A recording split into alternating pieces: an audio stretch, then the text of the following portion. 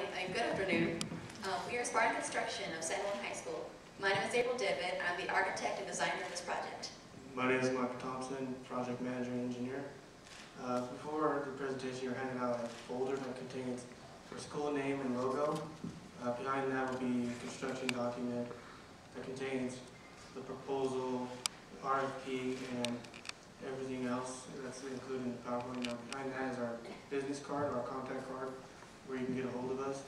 Behind those are the FER brochure, public outreach, and behind that will be the PowerPoint presentation, exactly like the one behind me. I'll ask you to pull that out.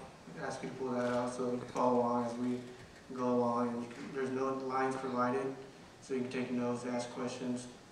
And I thank you for the opportunity to present it to you, and I hope you enjoy the presentation.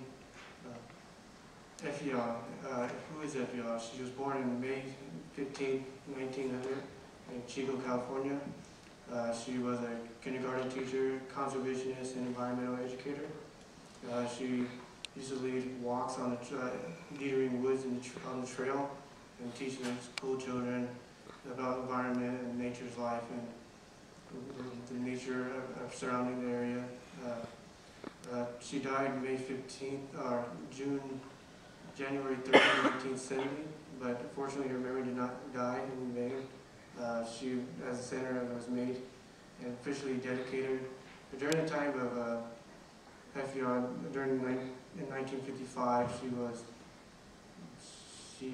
she led walks on trails to talk to school children, and the building was officially dedicated to her on June 19th, 1976. And so now the center serves exactly what she does: teaches children. It teaches children about the environment, nature, and Native American. And off to April for public outreach. Okay, so for public outreach, we had a lot of different ideas what we wanted to do. But first, we created an informational brochure, which is located in the back of your handouts, which covers the history of the center and who is FER, as Michael just went over. The other brochure that we made was a survey for the guests. Some of the questions are questions of age, what the favorite aspect was of the visit, what they'd like to see improved, and ask for any other suggestions that they would have for the center to improve. Okay, so the architect designs the project that the owner wants to get done and creates a detailed set of blueprints. So the first floor plan, as you enter the entrance on the southern side of the building, to your right you're going to see the gift shop. To the left is the reception area for 2 staff. There is an entrance to access to the back of the animal exhibits for easy access. Connected there is also a room with cabinetry and a sink for easy cleaning, also to have storage for the things needed for the terrariums. As we proceed through the exhibit area, you find the 2 large bathrooms to the left of the room. They're large to accommodate to ADA standards. As you go down the hall, the first door you will see to the left goes to animal prep for daily animal care needs. This is also where the climate-controlled storage is. The door straight down the hall, it goes to the maintenance room. The door you pass on the way down to the elevators and the stair is staff-only aviary. Now going up the stairs. The first door you're going to see is to the break room. The next door you'll see to the left is to the office space, which has room for 12 staffing. The door across the hall has a staff bathroom. The next door you'll see to the right goes to the storage and IT room. The door straight down the hall goes to the 40 by 18 sun deck. For our observation platform, we included a wheelchair accessible ramp.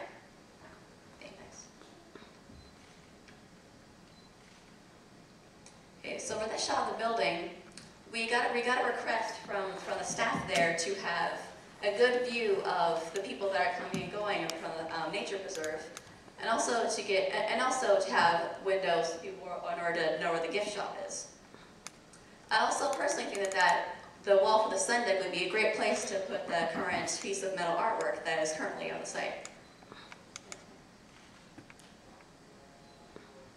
Now, the main complaint that we got from the staff is that the current building is rather dark, and there weren't very many windows to see the view.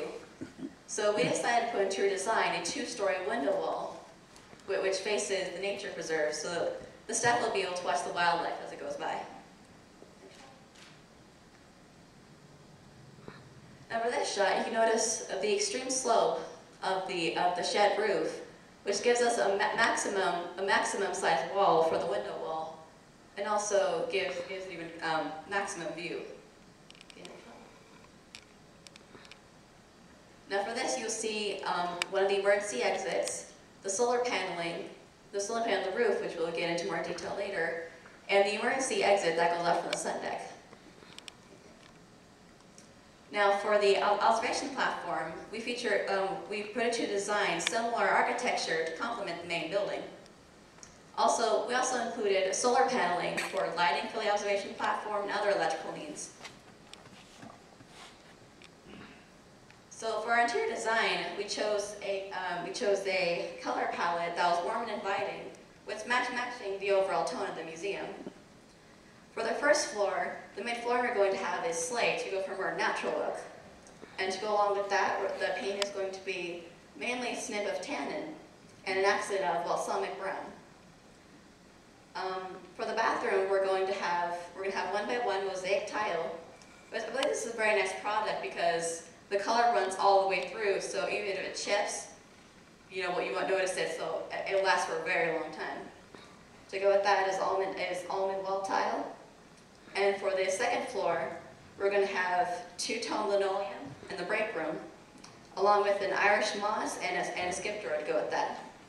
And after presentation, feel free to come up here and take a closer look at everything else. As April was saying, we have a lot of room to accommodate all the staff, the exhibit area, which is next. For our exhibits will include water management, wildlife, indigenous plants, and Native American culture. Now for water management, we chose to focus on the importance of the American River watershed and the preservation and the protection of it and the wildlife itself that lives there. Now for the wildlife, we have a whole bunch of, we have the woods, we have the center itself, we can explain the animals as well as live interactions with them, as well as the indigenous plants. We have the woods, we have lots of types of plants, trees, and also it will be explained and discussed as you walk on the trail, and we'll have signage that will explain them as well. And our focus point main focus is the Native American culture. We want to immerse you into the culture, how they live, what they eat, how they build teepees, how they live, and just immerse you in the culture. Now for the engineering, we chose to focus on the structural engineering. We met with the architect, we submitted our final blueprints and met state and local standards, local building codes and submitted the final changes for our final blueprint. Now, as you see here, you see a post and beam or a column and the roof beam. As you notice, the column is steel, but will be architecturally wrapped with wood. And for the connection of the column to the roof beam, we'll be using full penetration. As you see in this picture, we have, again, the post and beam. We have second floor footings, as well as the first floor footings, that's concrete, as well as the concrete underneath the columns. So that'll be our last defense before it hits the soil for structural engineering. Now, as you see, how is this all going to come together? This, again, that you have here is the metal roof, as well as the fusion solar panels, which is all passive and as well as green as well. Now, how is this all going to come together? As I was saying before, we have this one, we discussed project management. Now, for the project management, we discussed the roles from architects to subcontractors to placement of materials, as well as disposal and recycling of the material. The first thing we just discussed was the deliverables or scope of work, what needs to be done. Now, if we have what needs to be done, then when is it going to be done, which is why we created a schedule next. Now, as you see, As you see here is the milestones, what time it's going to start, how long the job will be, different types of jobs that need to be done, as well as you see that there are two colors as well, red and blue. The red signifies our critical path, which is the work that needs to be done as well, and the blue just signifies the secondary jobs that could be done as well. And our time for the project will be 6 months. After that, who's going to be working on the job, which body create invitation to bid, which defines qualified subcontractors to work on the project, from demolition to flooring to painting and much more. Now, how much is all this going to cost? Which is, then we created the budget. Now, for the budget, we based our budget on 16 of the CSI divisions, with cost per square foot, with 8,000 square foot, and we were under budget, under $5 million, specifically $49,000 under budget. Now, where is it going to take place? As you see, it's on the northeast of the parking lot, with 25% parking lot taken. Now, as you see, there's color markers. Each color marker is explained in the legend on the right, ranging from the building site to the disposal and recycling of material. As you notice that the construction path is black. Now, during the final phase of the project, we'll pave that to make the ADA path to the center, and also we'll comply with Title 24, which states that all important areas must be accessible to handicapped individuals. After we created, now the same thing for the observation deck. The yellow signifies the path to construction path to observation deck, back to the laydown site.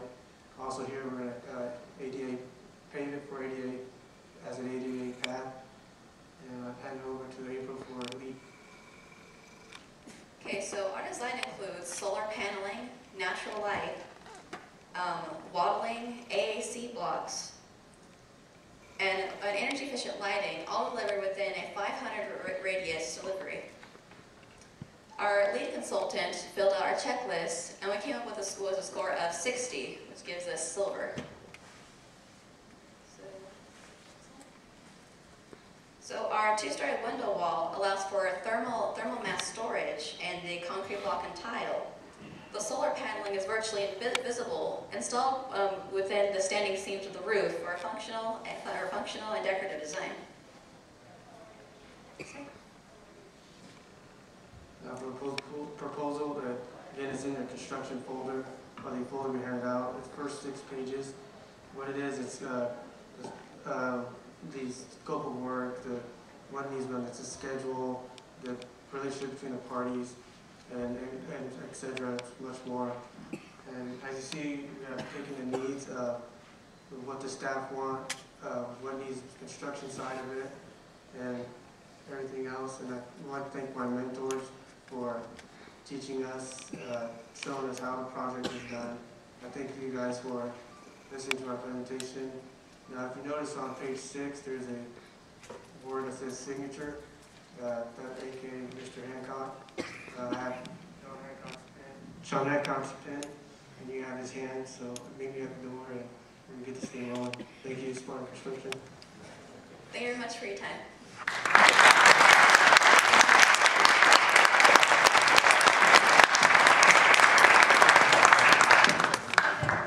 Fold it up.